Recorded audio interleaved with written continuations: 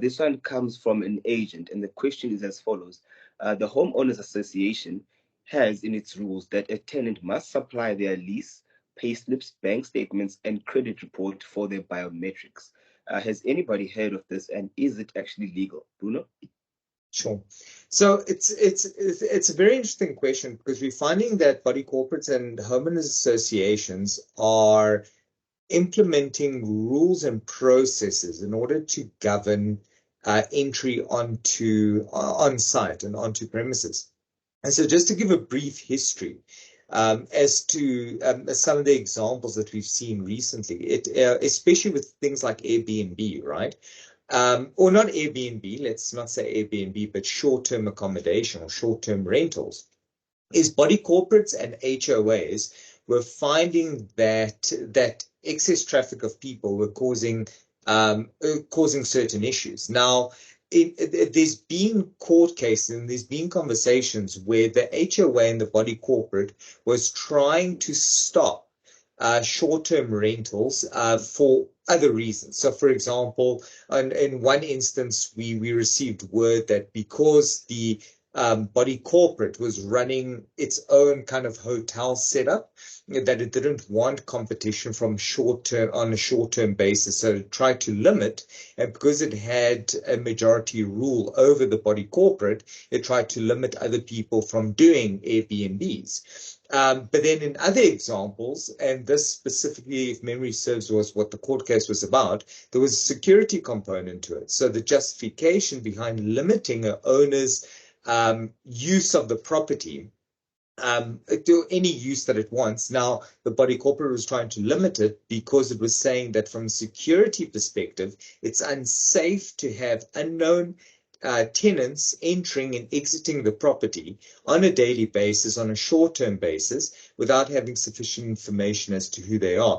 To the degree that the court upheld that it was okay for a body corporate or a HOA to make that sort of decision because there was a justifiable component to it. Now, the problem is when people read this case, everyone panicked, going, oh no, Airbnbs aren't allowed. It's not about that. It's about the reasoning behind it.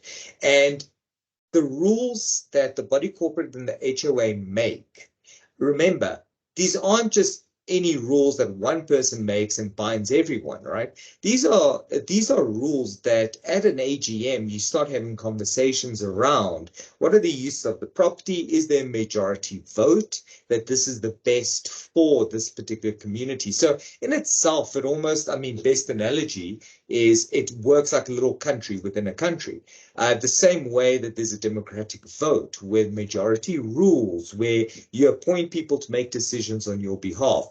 This is all done by the specific owners themselves. So the owners subject themselves to this environment where they understand that the body corporate will impose rules, fines for parking in the wrong space, a whole range of things for the general protection of the community as a whole, right? That's the ideology behind body corporates and HOAs. It's a common purpose, and everyone kind of decides what the best common purpose is, and majority rules. The problem here is that there were a lot of abuses because you'd have one owner that owned the majority of a complex, as an example. And our legislation has then subsequently changed, and CSOS was introduced to have a look at rules made by body corporates with the intention of protecting minority owners. So there is recourse if you approach CSOS as an example, although their power to implement is a bit iffy, and the courts have ruled that for justifiable reason, the HOA would be permitted to make rules regarding or rather in the protection of the community for security purposes. So now going back to this particular question, is it justifiable that a body corporate asks for all this information? There's no set answer. It is a gray area. What does it need the information for?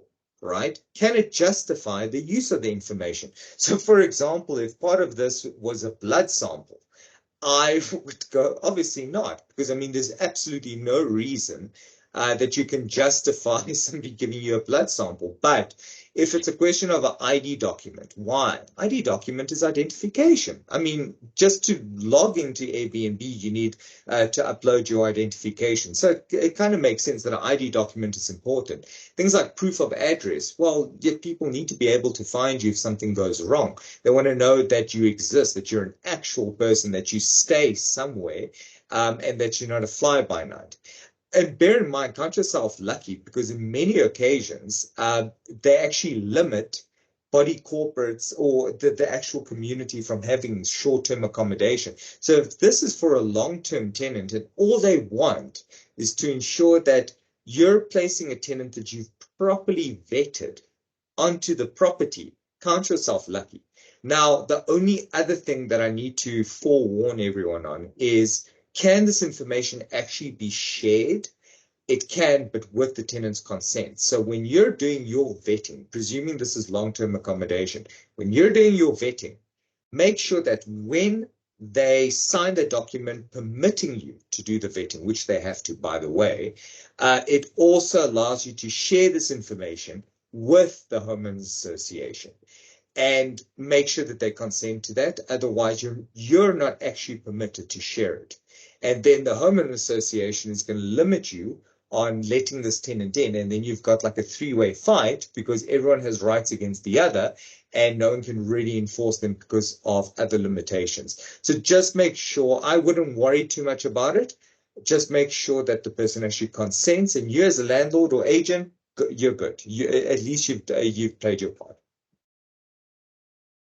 100%. So yeah, thank you very much, Bruno. Very good insight and detail into that question. And that does bring us to the end of today's episodes. Thank you very much, everybody, for watching, and we'll see you guys again next week. Cool. Thanks, guys. Thanks. Cheers.